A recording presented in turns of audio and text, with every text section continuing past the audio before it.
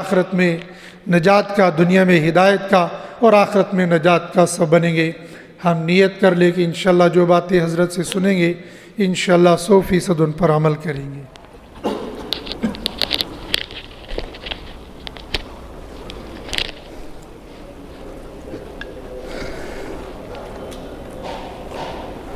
بسم اللہ الرحمن الرحیم۔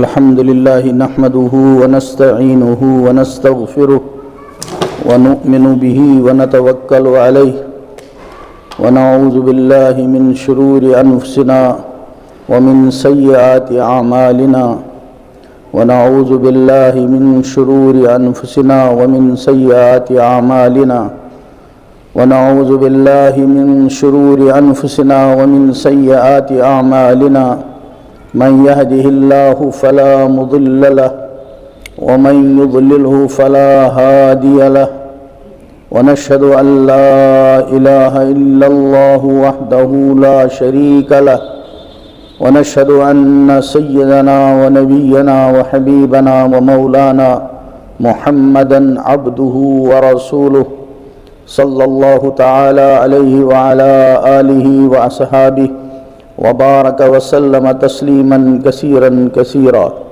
أما بعد فأعوذ بالله من الشيطان الرجيم بسم الله الرحمن الرحيم يا أيها الذين آمنوا اتقوا الله وكونوا مع الصادقين وقال النبي صلى الله عليه وسلم المرء على دين خليله فلينظر من يخالل او كما قال عليه الصلاة والتسليم صدق الله المولانا العظيم وصدق رسوله النبي الكريم ونحن على ذلك من الشاهدين والشاكرين والحمد لله رب العالمين اللهم صل على محمد وعلى آل محمد كما صليت على إبراهيم وعلى آل إبراهيم إنك حميد مجيد اللهم بارك على محمد وعلى آل محمد كما باركت على إبراهيم وعلى آل إبراهيم إنك حميد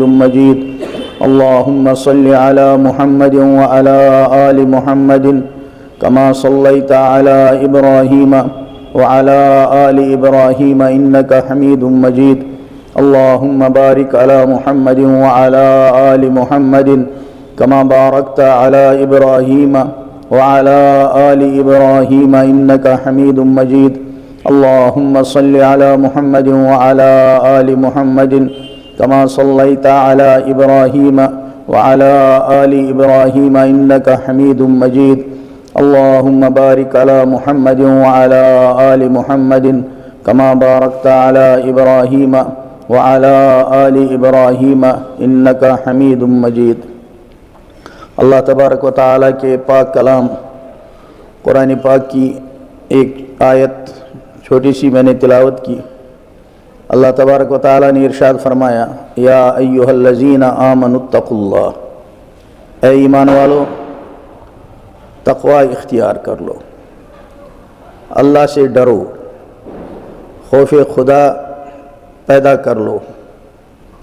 یہ تقوی، یہ اللہ سے ڈرنا، یہ احتیاط والی زندگی، اچھی زندگی کیسے پیدا ہوگی، کیسے حاصل ہوگی، اس کی ترتیب آگے بیان فرمائی وَكُونُوا مَعَ الصَّادِقِينَ، کہ اس کی صورت یہ ہے تم صادقین کے ساتھ رہو۔ ہر آدمی کے دل میں کبھی کبھی یہ جذبہ آتا ہے، خیال آتا ہے، جب بھی وہ یکسوئی کے ساتھ بیٹھتا ہے، تنہائی میں بیٹھتا ہے، گناہ اس کے سامنے آ جاتے ہیں، غلط زندگی سامنے آ جاتی ہے، چونکہ اندر ایمان ہے اور اندر اللہ کی طرف سے دیا ہوا ضمیر موجود ہے، تو وہ ایمان کبھی کبھی آدمی کو سوچنے پر مجبور کرتا ہے کہ جس انداز سے تو جا رہا ہے یہ کوئی اچھی چیز نہیں، جھوٹ بول رہا ہے تو کچھ اچھا نہیں ہے، تم نے دھوکہ فلاں جگہ دے دیا اچھا نہیں، اندر سے ایک آواز سی آتی ہے۔ اور فطرت کے اندر چونکہ اللہ نے نیکی پیدا فرمائی ہے اس لیے نبی کریم صلی اللہ علیہ وسلم نے فرمایا کل مولود یولد علی فطرتہ، ہر پیدا ہونے والا بچہ صحیح فطرت پر پیدا ہوتا ہے، لیکن پھر کیا ہوتا ہے؟ اس کا ماحول، وَأَبَوَاهُ، اس کے ماں باپ، يُحَوِّدَانِهِ وَيُنَصِّرَانِهِ، اس کے وہ ماں باپ اور اس کا ماحول یا تو اس کو یہودی بنا دیتے ہیں، او يُنَصِّرَانِهِ یا نصرانی بنا دیتے ہیں، او يُمَجِّسَانِهِ یا مجوسی بنا دیتے ہیں۔ یہ گویا وہ گھر کا ماحول ہوتا ہے، والدین کا ماحول ہوتا ہے، یا گھر کی فضا ہوتی ہے، ورنہ تو ہر آدمی ادھر سے بالکل پاک و صاف آتا ہے۔ ہم تصور کریں، ہم جتنے لوگ یہاں بیٹھے ہیں، جب ہم دنیا میں آئے، کیا کبھی ہمارے ذہن میں یہ بات آئی ہم جھوٹ بولیں گے؟ یہ زبان تو اللہ نے ہم کو بہت پاک صاف دی، بہت پاک صاف دی، اور ہم یہ جانتے بھی نہیں تھے سچ کیا ہے، جھوٹ کیا ہے۔ یہ ہمارے والدین تھے کہ انہوں نے گھر کا ماحول ایسا پایا، ماں کے میکے والے بھی اور ماں کے سسرال والے بھی 9 مہینے تک انتظار کرتے رہے۔ اللہ نے بیٹی کو امید دی ہے، اللہ اب اس کو بہت ہی عافیت سے، حفاظت سے حسین و جمیل بچہ عطا کرے۔ سب اسی انتظار میں رہتے ہیں، بہت احتیاط کرتے ہیں، بہت ہی زیادہ اس کو تاکید کرتے ہیں، خیال رکھو۔ 9 سال تک اتنا انتظار کرنے کے بعد 9 مہینے کے بعد اب یہ بچہ اس کی گود میں آیا، میں اور آپ اپنی ماں کی گود میں آئے تو اس وقت ہم رو رہے تھے، تو آڑوس پڑوس کی عورتیں آتی تھیں، وہ ماں کو مبارکباد دیتی تھیں، بہن آپا مبارک ہو، اللہ نے خوبصورت بچہ دے دیا، چاند جیسا بچہ دے دیا، تو اس کو رلا کیوں رہی ہے؟ کیا تیرے پاس دودھ نہیں ہے سینے میں؟ تو ہماری ماں نے کیا کہا؟ اللہ کا فضل ہے، میرا سینہ دودھ سے بھرا ہوا ہے، تیار ہے، تو یہ کیوں رو رہا ہے؟ تو اس کو دودھ کیوں نہیں پلاتی؟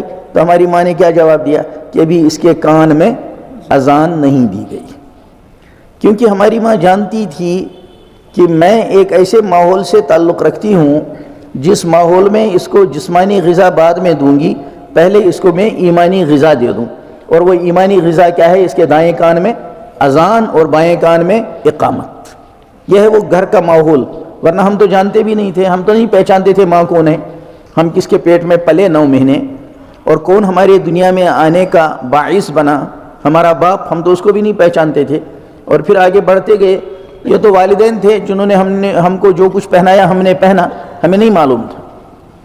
اس حال میں ہم ایک خاص فطرت پر پیدا ہوئے، لیکن اس کے بعد جو ماحول ہوتا ہے وہ ماحول ہی پھر آدمی کو سکھاتا ہے۔ جیسے ایمان والے ماحول میں بچے کو پھر سکھاتے ہیں، بیٹا کہہ اللہ، بیٹا کہہ ابا، بیٹا کہہ اماں، بیٹا کہہ بھائی، یہ تو وہ سکھاتے ہیں جو ماحول اس کو گھر سے ملا ہے، ورنہ سب لوگ اللہ کی کائنات سے بالکل فطرت پر آئے ہیں، وہ کچھ نہیں جانتے یہ کیا ہے وہ کیا ہے، شیشہ صاف شفاف۔ کیا ہم نے کبھی سوچا زندگی میں جب ہمیں تازہ یہ دل ملا، ہم 5 سال 6 سال 7 سال کے تھے، کیا ہم جانتے تھے دل میں کسی کی جلن آنا کیا ہوتا ہے؟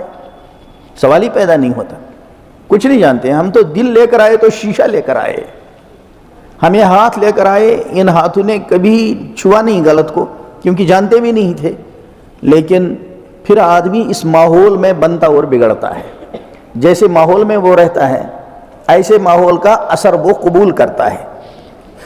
اور جس اللہ نے ہمیں بھیجا، وہ اللہ ہم سے یہ چاہتا ہے کہ جب میں نے تم کو بھیجا تو تم دنیا میں میرے بن کر رہو۔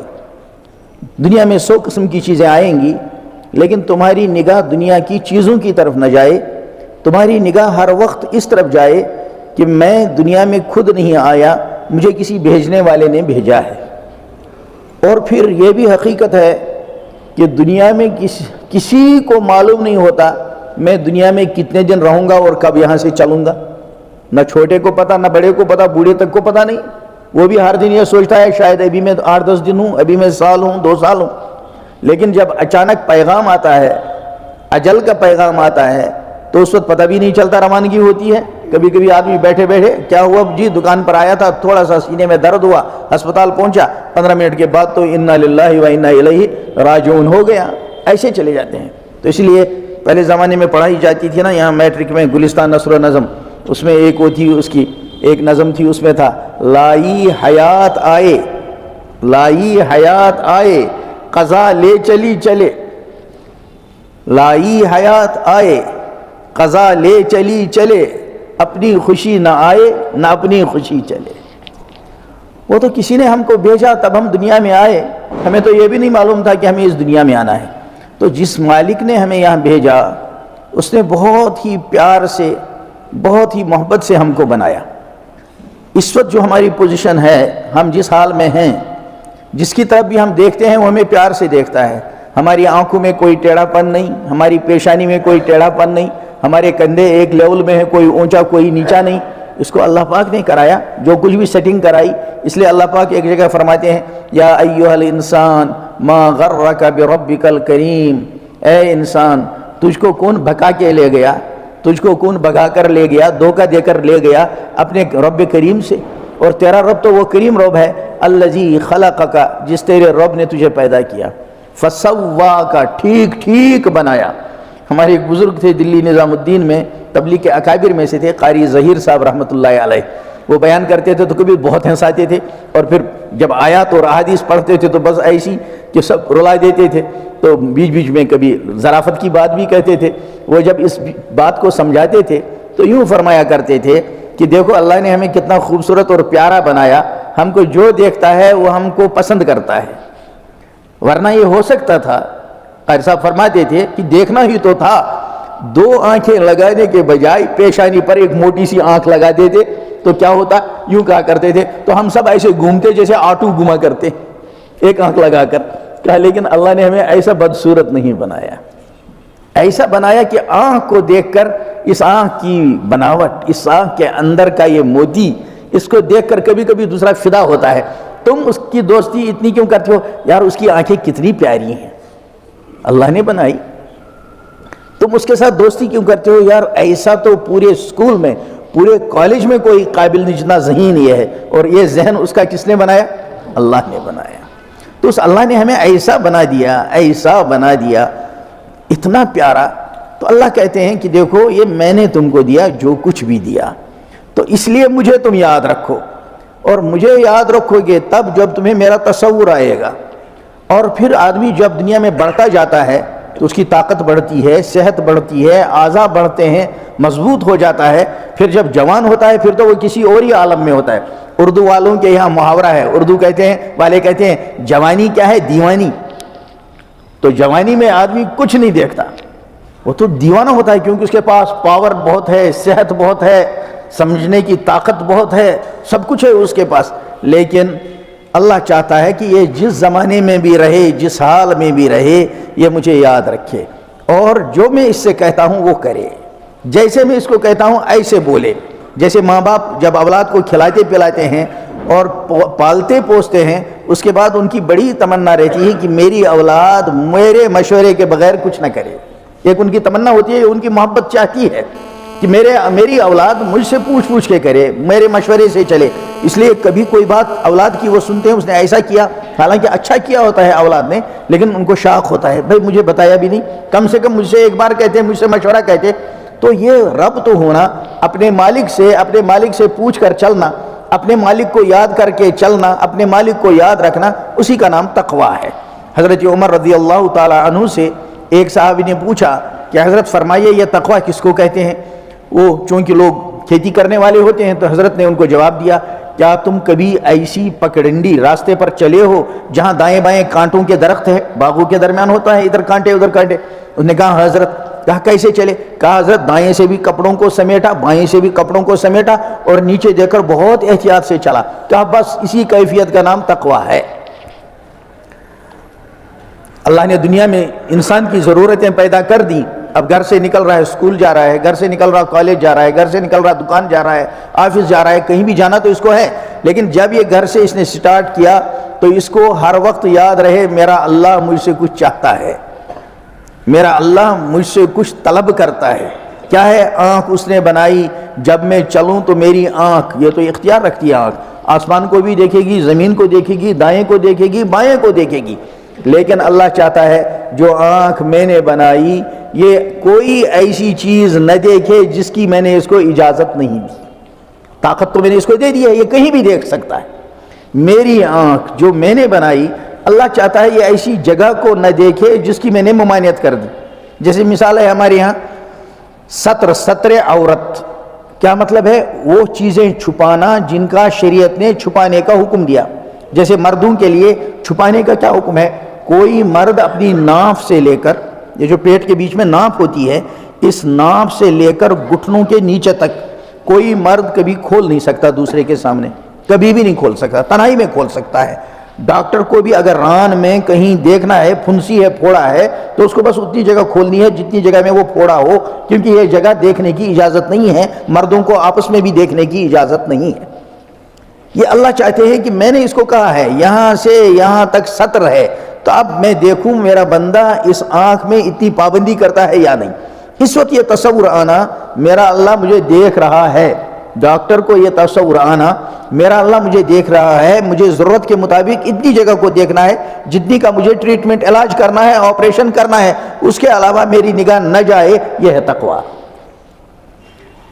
کلاس میں پہنچ گیا ہے، اب فیمیل سٹاف وہاں ہے، لیکچرر آ گئی ہے، وہ لیکچر دے رہی ہے. ایسے وقت میں اس کے دل میں کیا ہے وہ اللہ کے سوا کون جانتا ہے؟ کوئی نہیں جانتا. لیکن اس وقت اس کو یہ تصور آنا میں اس کی صرف بات سنوں، اس کی شکل کو میں نہ گورنے لگوں، یہ ہے وہ تقویٰ جو اس وقت آدمی کو یاد آئے.